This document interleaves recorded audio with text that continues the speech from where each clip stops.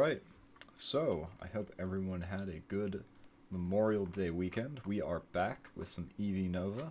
As always, I am Pyre Valor, and we are going to continue on with our currently Wild Geese storyline.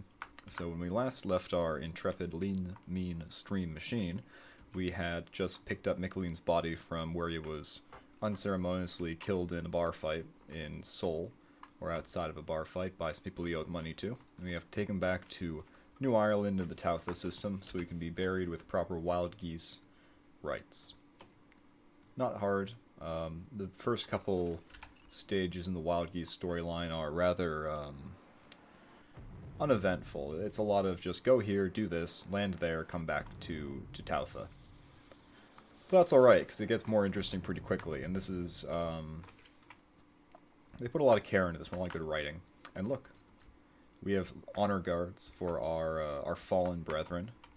They use a special identifier. In the lower right-hand corner is the Wild Geese identifier.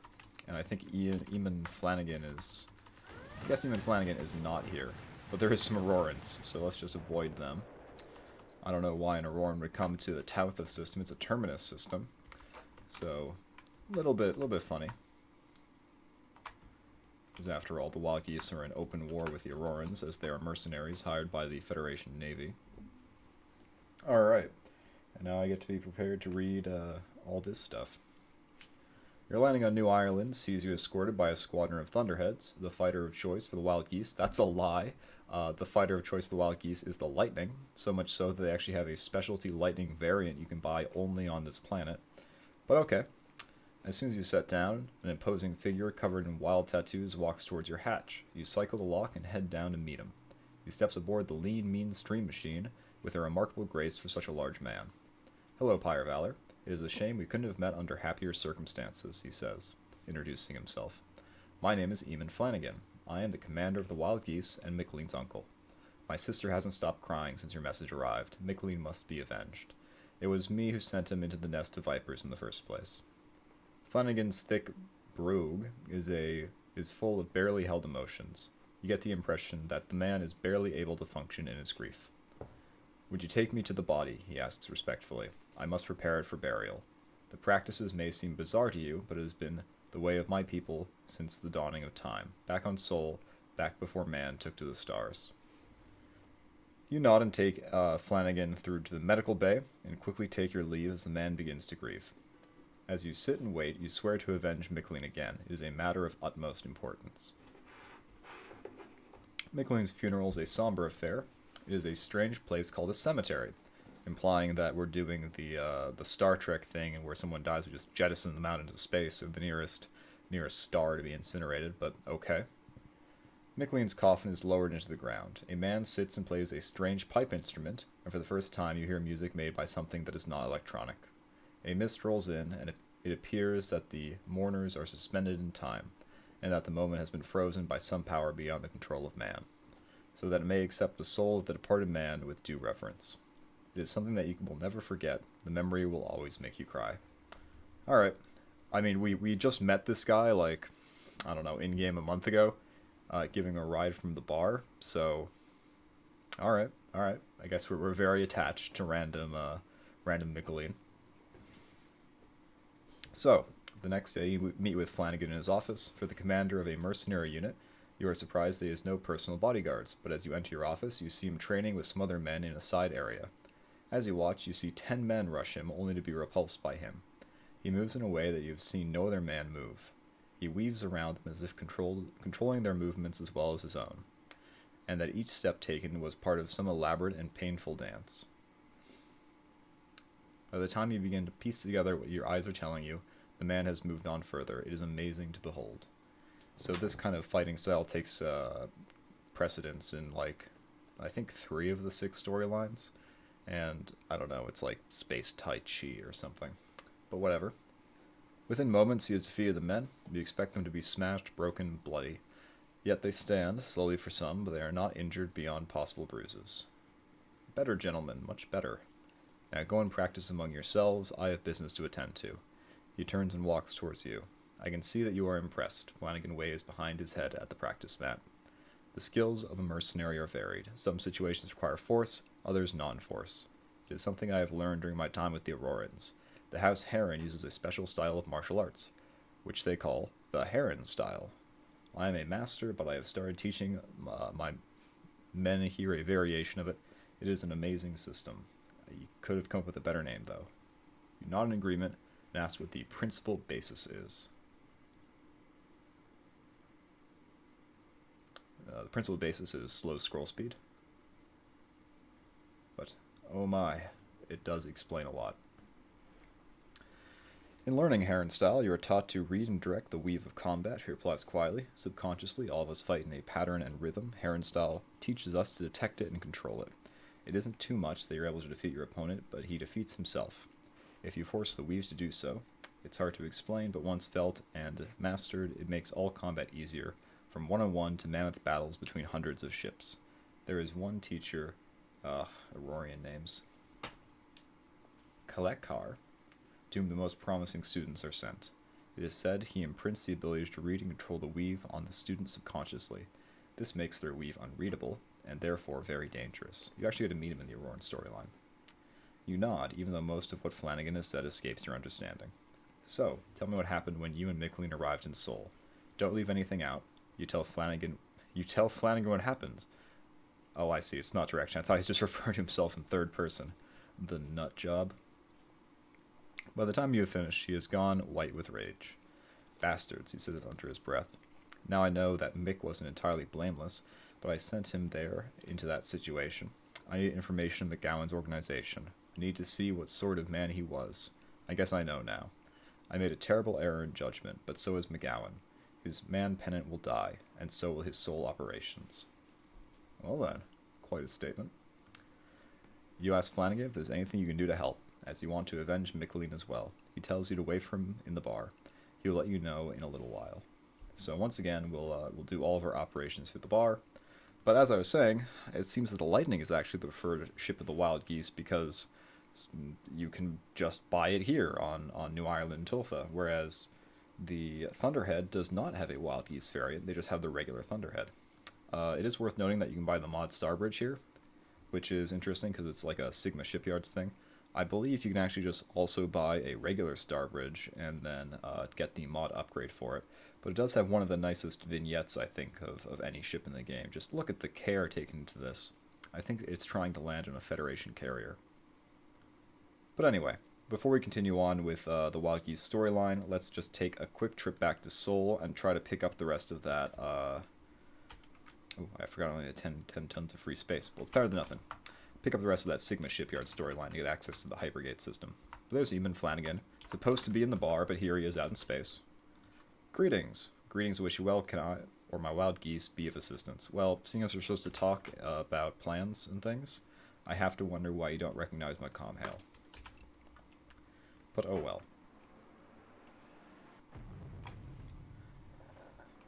Luckily, the route between Tutha and Seoul is exceptionally short. No one of interest in the system, so we'll just sit down and check out the shipyard. Once again, nothing, but you can see that the Lightning here is just a regular Lightning where you need a special license to buy it because it has missile weapon technology, where the Wild Geese one you do not. Sadly, they don't have distinct vignettes here, but this one is the Ritharian Lightning, the other one is the Wild Geese Lightning. Other than that, nothing really all that interesting. Anything in the outfitter? Also not so much. Nothing in the bar, because I think at this point we've exhausted the vast majority of the Soul plot hooks. So we'll just pick our medical supplies, go back to Tautha, and carry on with the Wild Geese storyline. It's, all in all, not that long of a storyline when you judge it against the other main storylines, but it's certainly much longer than most of the kind of short side missions. So it's kind of this weird in-between thing. The bounty hunters, who I believe we did become a member in one of the previous episodes, we can check the honors. Yep, member of the Guild of Bounty Hunters. They are also a somewhat long storyline. So here we, once again, I believe, have David Dunham, a pilot which is one of the Ambrosia software people. Ambrosia Software. They are the publishers of EV Nova. So ATMOS is the name of the team that made the game, and Ambrosia are the people who published it. And sadly, most of Ambrosia, I shouldn't say most Ambrosia, the Ambrosia company seems to have become defunct.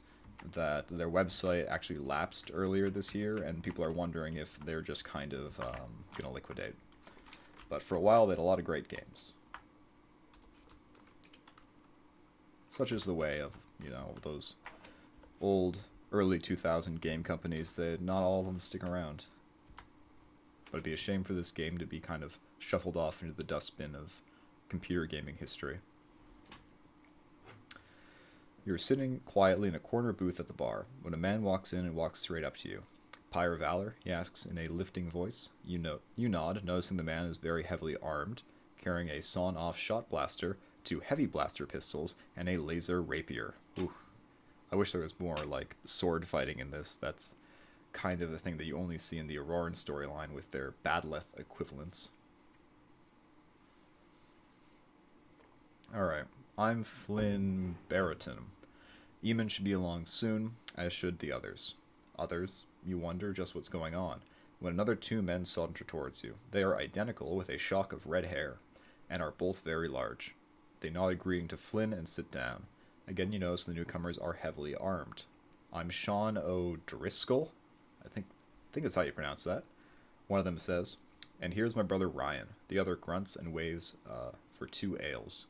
No sooner do the drinks arrive than a slim, athletic woman approaches. She sits and begins to polish a throwing dagger.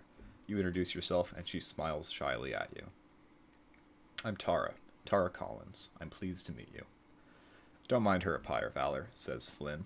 I've been told that she talks more eventually, though I've known her for 3 years myself, and nary an errant word does she say to me.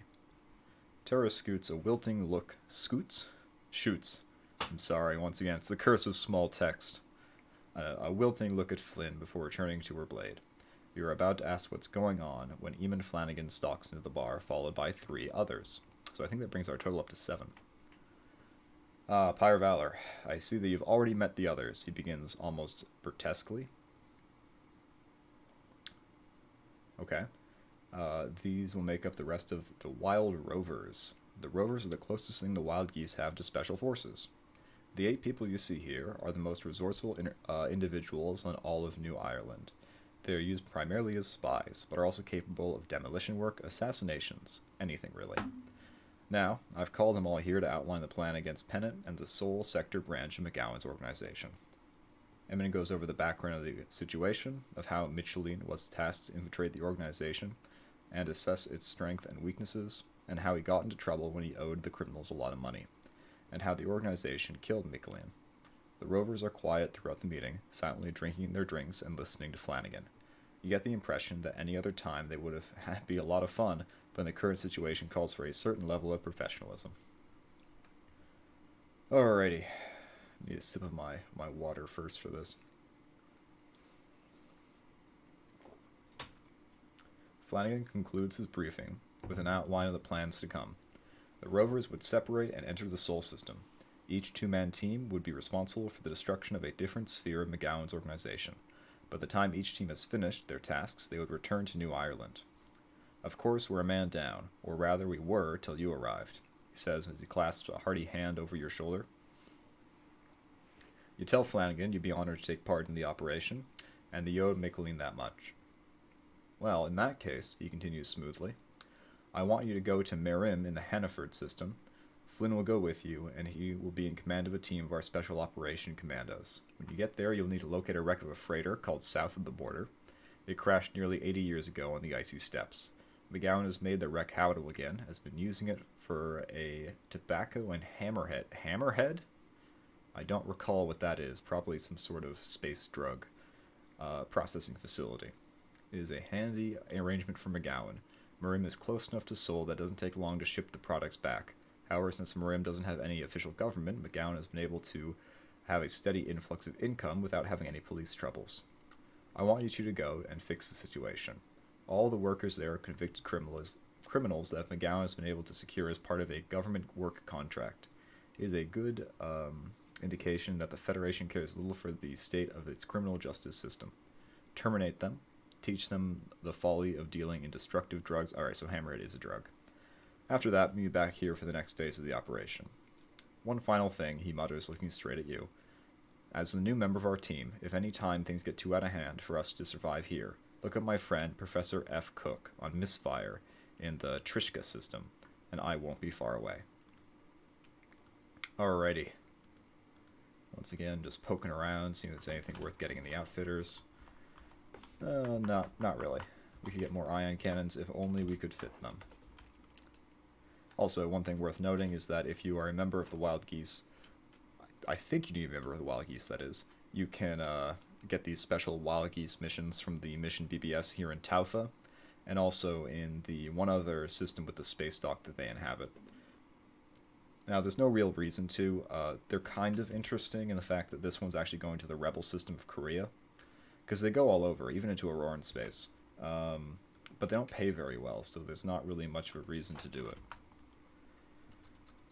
Unless you want to get kind of roleplay-y with it and just be a Wild Geese freighter. But that sounds a little bit dull to me.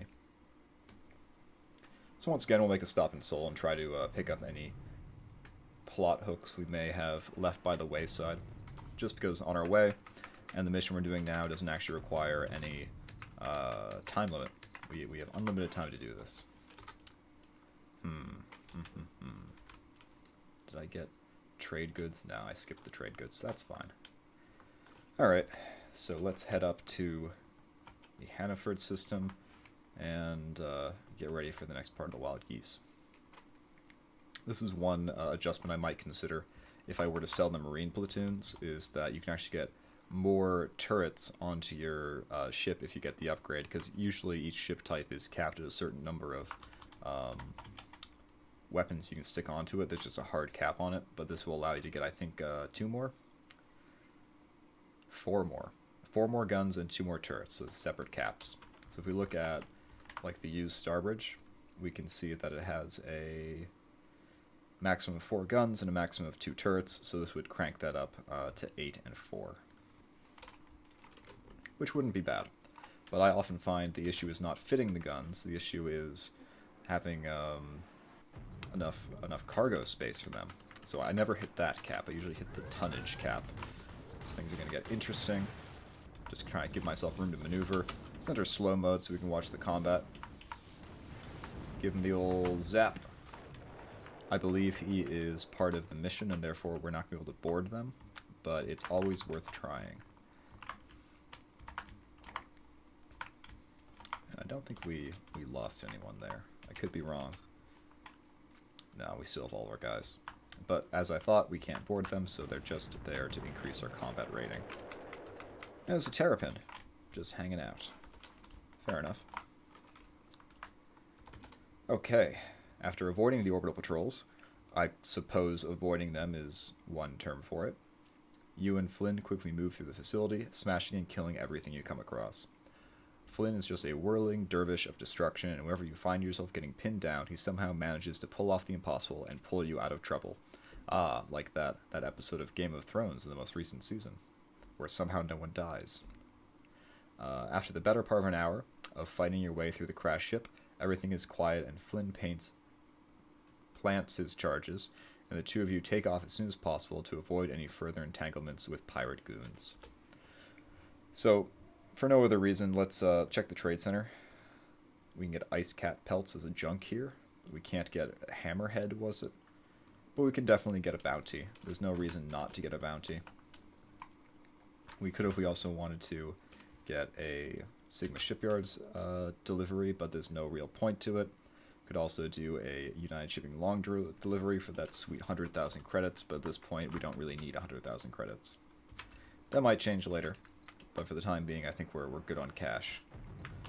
So let's take care of this this bounty. There he is.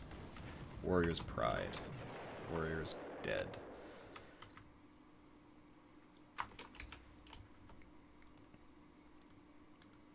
And path back. So, not really a hard mission. Once again, we're going to cash in our bounty, check the shipyard here for that hook that's just taunting us right out of our grasp. And we're going to head back to Tautha.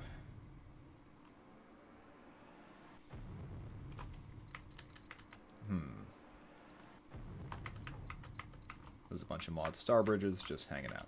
Cool.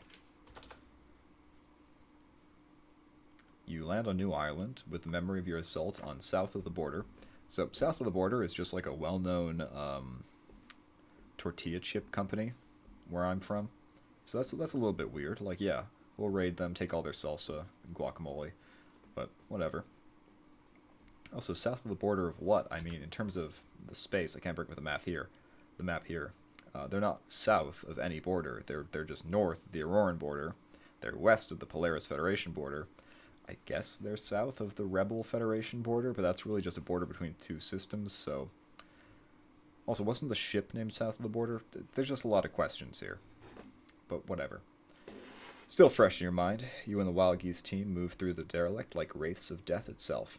The workers tried to repulse you with small arms fire from numerous blasters, and the sentinel gun emplacements slowed you down for a while, but nothing could stop Flynn. His heavy repeating blaster spat an unending stream of destruction, and soon enough it was time for the up-close fighting. In battle, Flynn became a wild killing machine, hacking and slashing without fear. Men fell before him like wheat before the scythe, and many more turned and tried to flee. Flynn pulled his pistol, and he and his team wreaked bloody vengeance upon their massed ranks. And it was over in less than an hour. You look out of a porthole and watch the survivors flee across the icy steppe, safe in the knowledge that the extreme cold would soon end their lives. That's a little bit grim. You remember standing guard while Flynn quickly set a number of microfusion charges before both of you returned to the lean, mean stream machine. As you passed over the site, Flynn depressed the detonator, and the entire wreck disappeared in a ball of white light, rapidly expanding in a sphere of flaming debris. The Hulk was simply vaporized. So it'd be great if this, if someone did some sort of update for this and gave it animations or like little cutscenes, because that'd be pretty neat.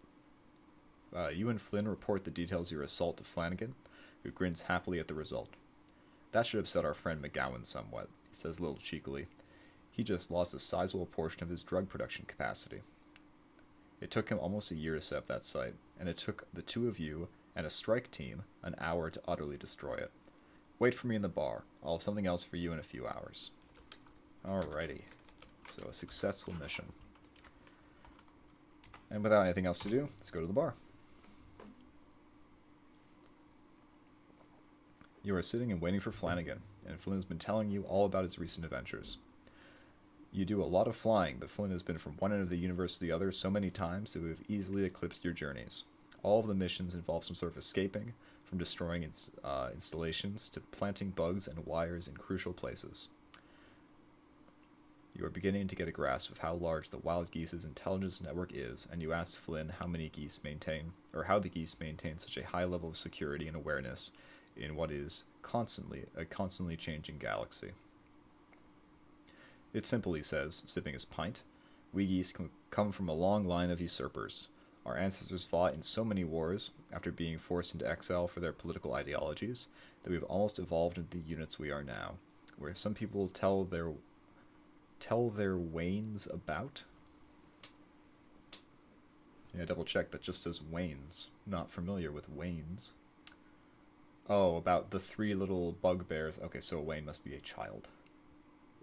Or the Princess Bride. Whew, nice reference. There's a D&D reference and a famous movie/story reference. We get told stories about Michael Collins and the Flying Column, or the battles of Rory of the Glen. Alright, these must be like Irish folk legends. Guerrilla tactics are like mother's milk to us. Intelligence and counterintelligence are easy if you've been trained in them since you have been able to listen. You are still musing over this information when Flanagan arrives. He quickly walks up to you and pulls you into a booth. Now we're going to play a little game. McGowan has placed orders with a number of smaller operations for drugs. In a few hours, we'll have a shipment for you to deliver. Only thing is, your containers aren't going to be filled with hammerhead or fly or goofy juice. Okay, they're going to be packed with explosives. Since the orders are being filed for so many groups, it's been easy for our spies to discover what the passwords and delivery schedules are. Do you want to make some evil men go boom? We only have the answer, okay. Good for you. Here's the deal. We'll load the containers onto your ship. You have to take them to Rill in the Porto Rilla system. Porto Rilla. It's like Puerto Rico, but in space. McGowan has a distribution center there. When you arrive, tell the dock workers that the containers are for, I'm just go with Mark Harris. They will ask you when you want them delivered, and you must respond with before 6 tomorrow and make it snappy. If you don't, they will assume you are a plant, and more likely than not, try to kill you. Even if you escape, you'll have a lot of explosives to get rid of, so make sure that you get it right. Get the shipment there ASAP, and I'll need to make McGowan sweat in order to make take my plans to the next phase.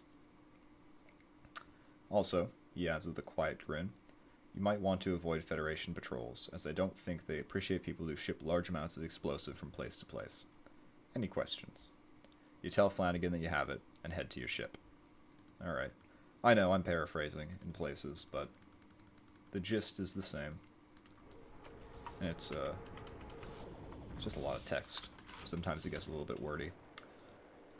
As you can see, doing Auroran missions, or doing Wild Geese missions, has made us none too popular with the Aurorans. That's just the way of it. The way of it in a never-changing galaxy. We're going to Porto Rilla, not to Bloodstone. Another terminus system up here on this arm of the galaxy. The far reaches of Federation space. We'll stop in the Sol system, and there's no point. We don't have the cargo space to do anything anyway. But thankfully we have enough capacity to make it all the way to Porto Rilla without having to worry about stopping to refuel. This is one of these systems where there's a significant pirate presence, so there's Federation here now, but it's not uncommon to see raidable ships. You land on Rill to find the docks a swarm of activity. You wonder how the dock workers know which ship to approach, but you guess that Flanagan and the Geese have made sure that the shipping scripts have been organized to match. A number of burly dock workers approach you, and with poker face you tell them the containers must be delivered to Mark Harris. When asked what time the goods must be delivered, you tell the foreman before 6 tomorrow, make it snappy. The foreman grins and hands you a chip for 30,000 credits. There you go, he says, smiling. A little bonus from the boss for a prompt delivery. You smile more at the irony of the situation, but the dim-witted foreman does not notice the difference. You head back to your ship to get some rest and watch the news. A couple of hours later, the broadcast you are watching is interrupted by a special report. You watch in grim satisfaction as a news reporter makes a telecast from the front of a burning warehouse. Great gouts of black, oily smoke billow out from the building, and the reporter has to shout to be heard over the roar of flames. Switching from the holo scanner, you head to the stars and ultimately New Ireland. Switching off the holo scanner. See what there is here. I don't think Porto Rilla was all that interesting of a system, but we can at least pick up some bounties. Why not? Gives us an excuse to stop in Sol as well. I don't think a map is going to reveal anything new for us. No. We've already scouted out a decent amount of the Galactic North, so there's no real point in doing too much map buying up here. Nothing interesting here. Oh wait, we're being followed.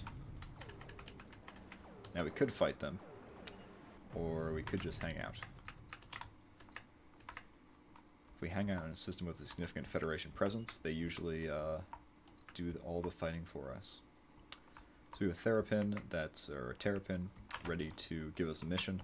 We're not going to bother with our little escort mission. There's not really much of a point in doing it. At least not at the moment. Again, the reward is too low for where we are in the game. Earlier on it's nice, but the fact that those missions only get offered when you have a certain combat rating means that they're never really offered when they're convenient to do.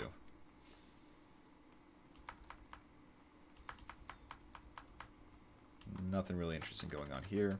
Back to New Ireland we go. Oh, here's something interesting. This is a Rage gunboat. Usually they only appear after, I think, a certain amount of time you've been playing.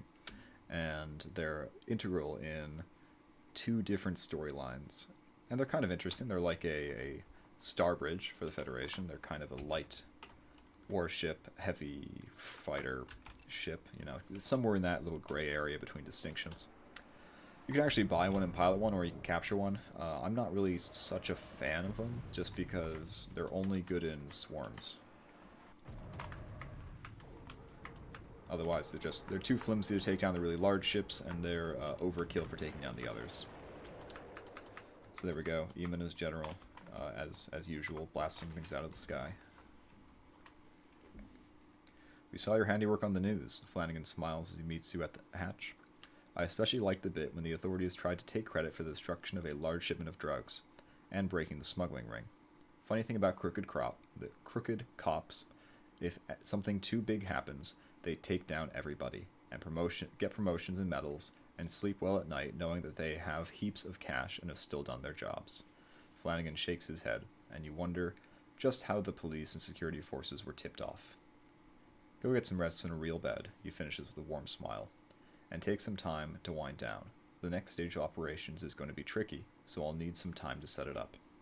Which is kind of just the way of telling the player, hey, it might not be an immediate trigger in the bar to get the next stage of the missions, but more often than not, there's not much of a real timer on it.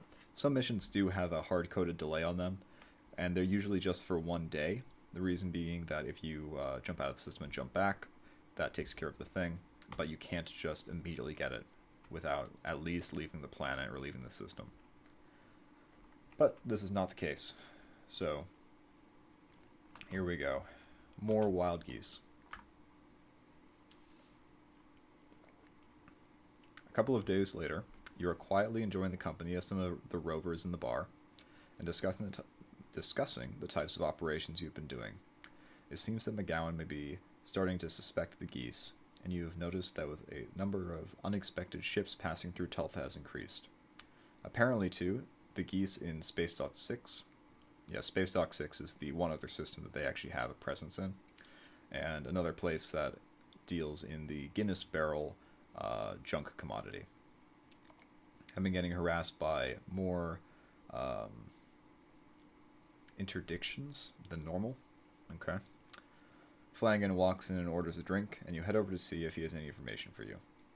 Hello, Pyre Valor. How have you been? He asks you, lifting his glass in greeting. You and Flanagan are exchanging pleasantries when Tara Collins rushes into the bar. She hands Flanagan a data cube, and he quickly loads it into his wrist comp and scans its contents. Flanagan jumps to his feet and indicates that you should follow him into the corridor. Pyre Valor, I've been waiting for this to happen, he states, suddenly businesslike. With all the problems we have been creating for McGowan, many of his regular sources of information are beginning to doubt McGowan's strengths. Some of our operatives have been able to discover the position of McGowan's main prison ship. The sadist likes to capture those who may prove to be opposed to his pirate occupation or organization. There is one individual currently languishing in McGowan's prison ship, the Desperation, that are particularly interested in talking to. His name is Elric, and he is attempting to create a union of free traders to combat the position of McGowan's organization. Or at least he was until he was captured by McGowan and put into the Desperation. We now know where the dread ship is, and we want you to go and raid her, freeing the prisoners, and particularly Elric. Are you interested? So of course we're going to say yes. That's just what we do. And this is finally a mission where we get to use our host of tractor beams to good effect. I'm so glad you've decided to take on this mission. He slaps you on the shoulders with a grin. I could ask some geese to do it, but we are glad of the anonymity that your privateer position gives us. You have proven to be more than trustworthy, and we are very pleased with the progress we've made with you on our side. You feel a hot flush of a blush, a little bit of a tongue twister there, rushing into your face at Flanagan's praise. You'll find the Desperation in the NGC 1894 system, and you'll have to take care of her escorts before you can disable her and board her. Once you do so, take the prisoners aboard your ship and bring them back here. Sounds simple, huh? I can assure you that it won't be. The Desperation is notoriously well guarded, but with your skill you should be able to do it. Our escort alone can do it. The biggest hindrance to that is actually going to be stopping them from just destroying the ship outright, because it's not a precision instrument, the tractor beam, especially when they're attached to the AI. and they might just accidentally blow up the ship. So we'll have to be careful, be subtle, deliberate. Of course, we're gonna stop on Sol, try to get the mission we've been fishing for. Nope. That's okay. Alright, onward we go. Off to exciting combat and adventure.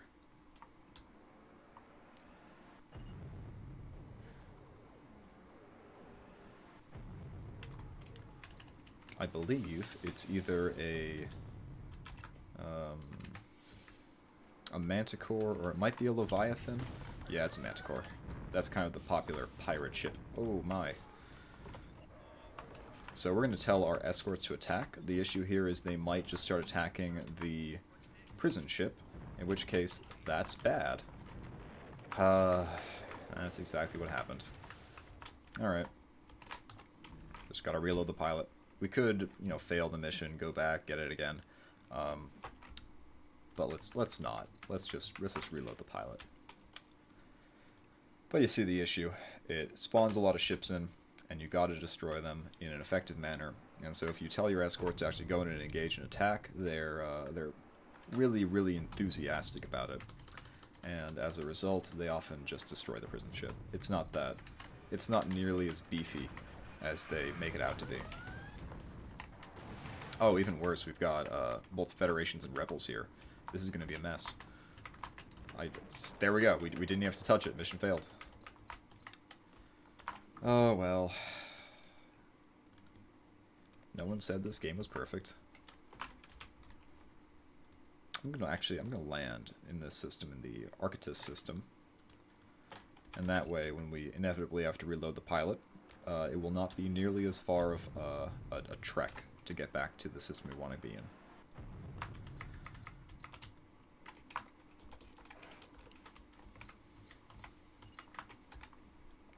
Alright, third time's the charm. Cross your fingers. Hope that no one else is in the system. That does seem to be the case. So, come on. Got him disabled, but then of course the good old escorts managed to blow it up. Just the way it goes.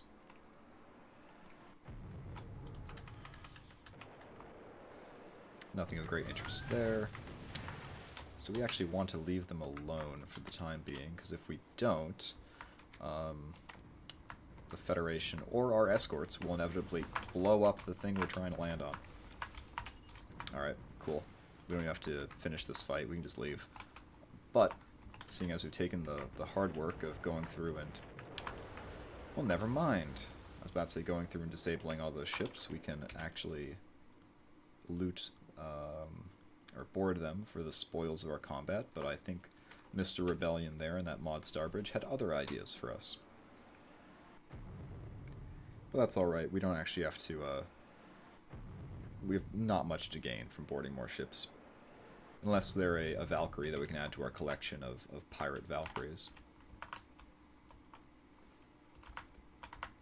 Just come in for a nice landing. Alright. So, for some reason the prisoners take up 10 tons. I don't know how many prisoners we supposedly rescued, but fair enough. Free trade. This is actually someone who's in McGowan's quote-unquote organization, the Free Traders. Or maybe it's the association. That is part of the issue. That there are two pirate groups.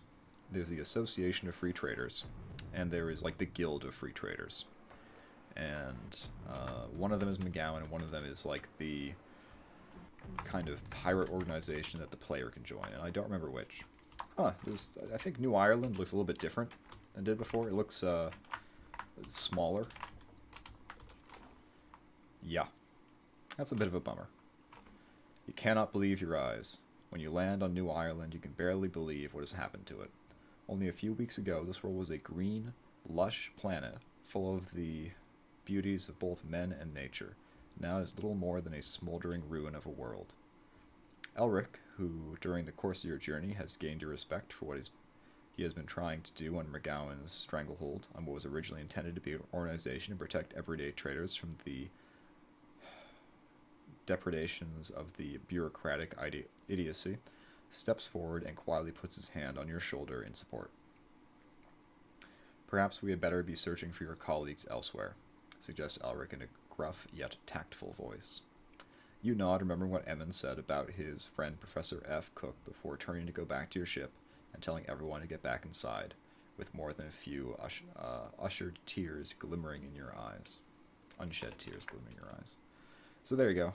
What a few years ago was a world populated by an artistic, cultured, and hospitable people is now a barely habitable rock. A casualty of the constant sniping between the Wild Geese and the Associated Guild of Free Traders. So there you go, it's the Association, Associated Guild of Free Traders. Even now, the former residents are busy trying to terraform this world back to some of its former glory. So, good for them.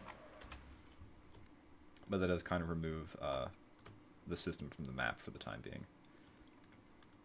And as you can see, it's gone from the blue of a habitable system to the white of an inhabitable system. That's fine by us. We don't really need to come back there many more times in the Wild Geese storyline. It'd be nice if we had hypergate access, because then we could just jump from the hypergate to 2 systems away from our destination. Not that it would save us a lot of time here, but it would just be nice to do.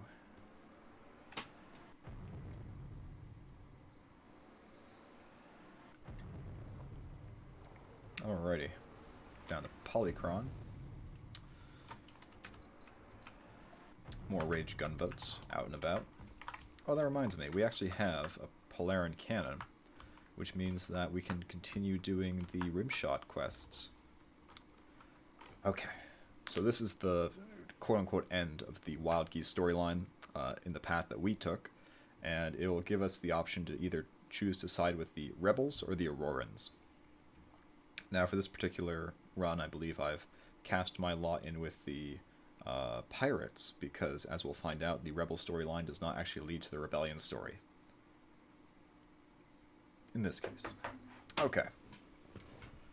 So, when you land, you're met by Flanagan, Tara Collins, and the brothers Sean and Ryan O'Driscoll. After wordlessly gripping one another arms in greeting, Tara, Sean, and Ryan start helping the former prisoners off your ship. You cannot help but wonder what happened to Flynn, and you raise your eyebrows in anxious curiosity. Flanagan shakes his head. He personally kept the Bureau's thugs bottled up in one corner of the spaceport for the better part of 10 minutes, Flanagan says proudly, with tears still in his eyes. So we could get everyone away. He died well and hard. You closed your eyes in remembrance of a man with the quick wit and even quicker smile who greeted you as a brother. After a moment of gut-wrenching reverie, you open your eyes, ready to do whatever has to be done to avenge all that has been done to the Wild Geese and the people they protect. Flanagan draws you away from the crowds in the spaceport. Oh my, a lot of text. We're in something of a fix, he begins quietly, as you chuckle at his understatement. The Bureau hit us hard when we were concentrating McGowan and his damn guild of free traders. We barely escaped alive, all of us, and the fault is partly mine. I knew that McGowan had an agreement with the Bureau, but I didn't know they were quite this cozy. I didn't have a lot of time to explain all the ins and outs of the situation, but the end result is that I'm going to declare war on both McGowan's so-called guild and that damn Bureau. Unfortunately for us, we have absolutely no way of winning on our own. That's why I'm glad you found us as quickly as you did, he explains, nodding in appreciation. I need someone to open talks with those who we will need as allies. Specifically, we basically have the rebels that occupy some of the space to the galactic north and of the Federation, and the Aurorans to the south. He looks directly at you. You, he says, tapping you on the chest for emphasis, have more experience dealing with people outside the Wild Geese than anyone here bar myself. And seeing that I have a few other things that need to be taken care of, you'll be our representative. I have a contact inside the rebellion, he informs you all quietly. You all quietly? Or are we back at the... whatever. And, as you probably already know, I have many contacts among the Aurorans. I'll leave it up to you. Do you want to go to meet the Rebels or the Aurorans? And we're going to pick the Rebels. Okay then. Eamon begins tersely. I want you to go up to Rebel 2 station in the Korea system and meet with a guy I know as Geoff Daniels. All I really know is that he's a spook, and a fairly high up in the Rebel intelligence network, and I very much doubt that his real name is anything resembling Geoff. Regardless, he shrugs, sorry, something in my throat. Shrugs defiantly. He seems to be a decent person, and if we ask him to help us out by pointing us in the direction of someone who may be able to help us in finding out more about McGowan and his pirate guild, I'm fairly sure he'll help us out.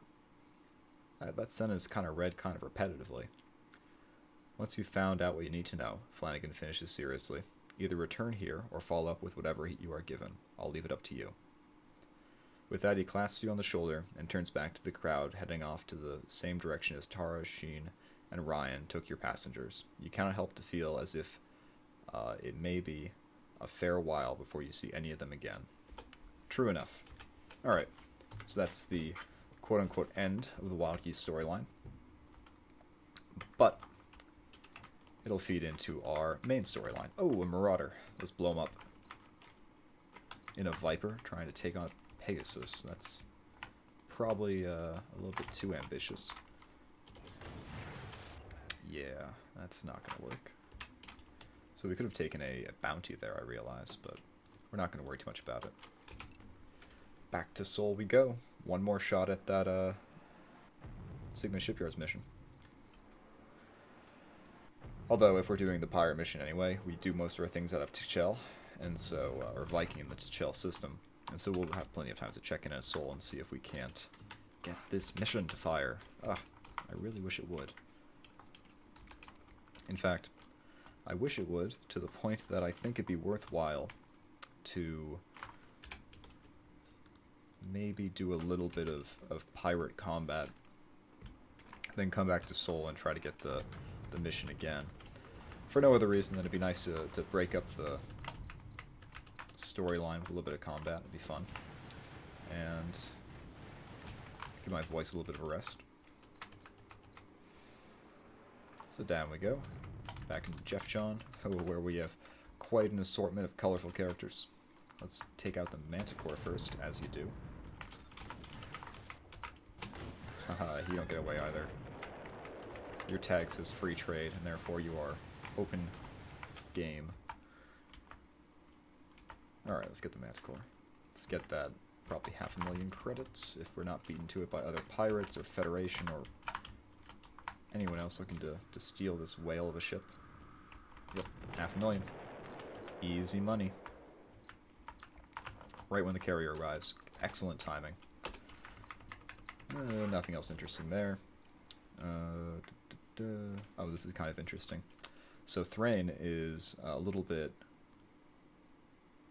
Well, it's a good example of the timeline in the game, because they actually talk about how it was founded before the current administration of the Federation by the Colonial Council. And I'll read the blurb here. Thrain is named from a character from an old Earth book dating from before the collapse. Thrain got its name from its people, who tend to be short and stocky in build. The reason for this is that the first hypergates weren't tuned quite right for safe travel over long distances, and many mutations and deaths were common. The main feature of Thrain is its low dwellings of the inhabitants, who prefer depth to height. Mind your head in the bar. So it's basically Hobbiton. I think they're supposed to be hobbits.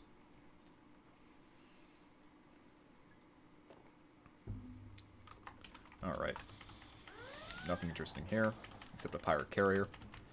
Maybe we'll get to see a good carrier fight.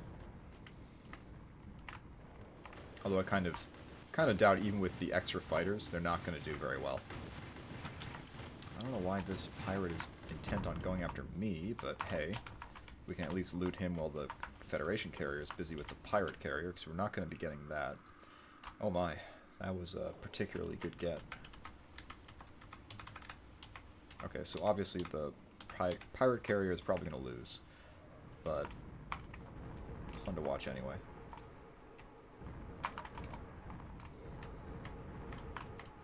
Yeah, it's already disabled. Oh well. How sad. Alright, back to Earth, then up to Korea, and I think we'll have just enough time to get to the start of the pirate storyline before we call it a day at about the hour mark. I think that's about the right time for these streams. Might come back later tonight and do another hour or so. We'll see how I'm feeling. See if the mood strikes me. Alright, let's sell this Enterprise. So the Enterprise is nice because it travels at the same speed we do, because usually they're quite slow. But I just don't want to be bogged down with it. I should actually also sell the Thunderhead, but I don't know.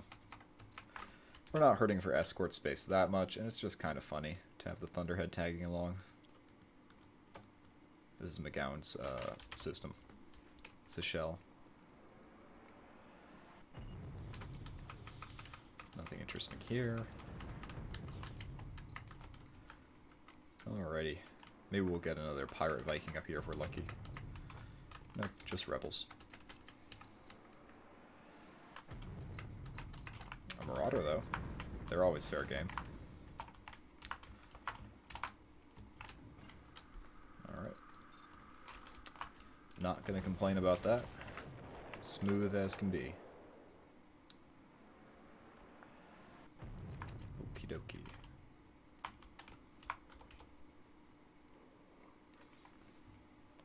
You are met by a man of medium height, medium build, and short, neat light brown hair. He introduces himself as Geoff Daniels. Even sent word that he'd be coming.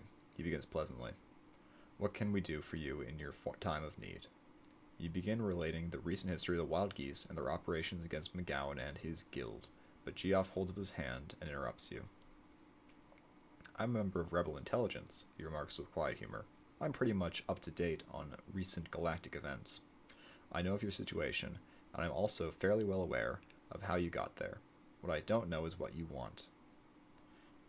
You have the good grace to blush, and you take a moment to compose yourself before asking him if he has any leads that you might follow to learn more about McGowan and his pirates so as to avenge some sort of wrongs done against the Wild Geese and the people of New Ireland. You add that you do not expect him to give away anything that might jeopardize the security of his network, but even the smallest hint would be appreciated. He looks at you blandly for a moment before nodding his head slowly. We have a number of sources amongst the Associated Guild of Free Traders, he informs you. But in the interest of our security, I don't think I can tell you any more than that. At hearing this, your heart sinks. However, he says more positively, as you lean forward expectantly, if I were you, I would be looking for a man who runs an illegal ship outfitting operation on Viking in the Chell system. I have a feeling that he may be exactly what you're looking for. With that, Geoff turns on his heel and walks away.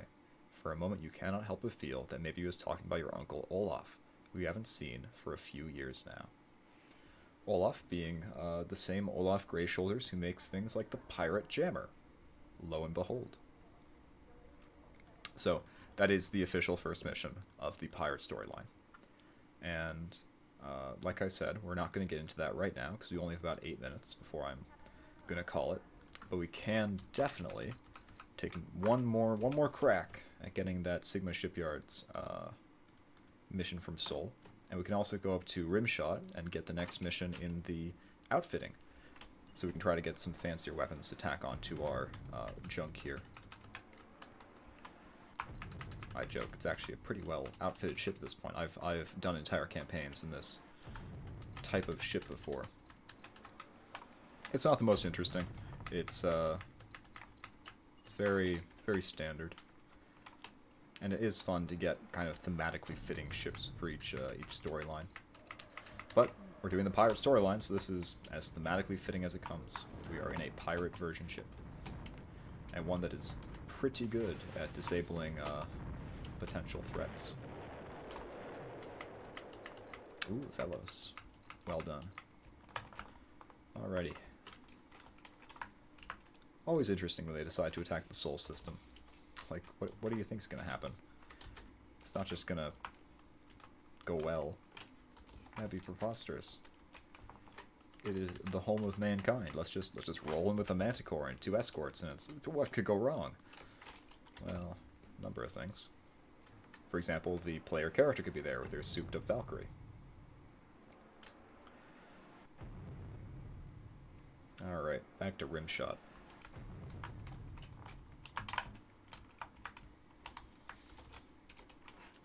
And outfitter. Hey, look at that. As you browse through the many ship outfits on offer, you see the slim figure and dark hair of Sharon Masterson walk into the room and wave you over to her. We need another weapon tested, she tells you in a professional tone.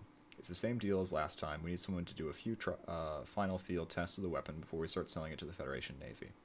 Again, this test isn't entirely legal, and it's quite dangerous, so don't say yes if you're not up to it. Yeah, we're going to do it. This time we are testing a new etheric wake missile, she tells you quietly. We will be giving a missile launcher to you, as well as a few etheric wake missiles for it. Like last time, we've hired a pirate raider, she informs you in a professional voice. This one is called the Lone Horseman. Ooh, that's a good name. Kind of Wild West. And will be paid a significant sum of money if it destroys you. It will once again be located in the Naka system. When you are finished, return here with your data. Okay. So this is one that I don't usually end up keeping, just because I'm not a big fan of the missile class weapons, but hey, I'm not going to complain about free outfits, and at the very least you can just resell it. So it's all good. It's all good. Not going to complain about it. And they're pretty good missiles. They're better than the IR missiles and the what's the other one? They're certainly better than Raven rockets. Raven rockets are terrible because they don't have any guidance systems. Yeah, I don't get the missiles in this game. I mean, sure, the EMP missiles are excellent, but they're just not worth the weight. They're pretty heavy. Nothing going on here. That's fine. Alright. So let's go ruin a pirate's day. Oops. Let's fire a couple of these missiles. They don't have any cool effect or anything, but hey, they are certainly effective. Kind of disappointing though, because like the EMP missiles have that really cool blast effect, whereas these just kind of plunk into them. Oh well. Easy mission, easy cash, free weapon. Now I mentioned rage gunboats earlier. If you are doing the Federation storyline and are doing the rimshot side mission, there's an optional last mission which is actually to go out and test the rage gunboats.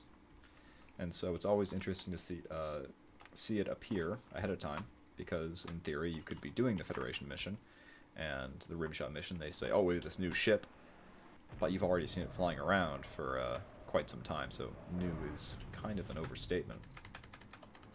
The same is true of the next chain in this mission, where it's to go test the this kind of Polaris missile technology, but we've already seen them because they're standard on the rage gunboats. I'm sorry, I did skip her her dialogue there, but suffice to say it was just, hey, good job, have some money, come back here soon. And alright, let's go back to Seoul, and there we will call this streaming session a rousing success.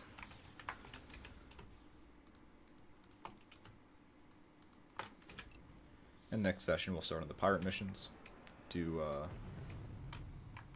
what Geoff suggested, and go to Chell and meet up with Olaf Greyshoulders. And set down here. Nothing. Oh well. Alrighty everyone. Well, it has once again been a pleasure. Good to be getting back to streaming after a relaxing weekend, and I hope it's been a nice one for all of you as well. I'm gonna be back either later tonight or maybe sometime tomorrow.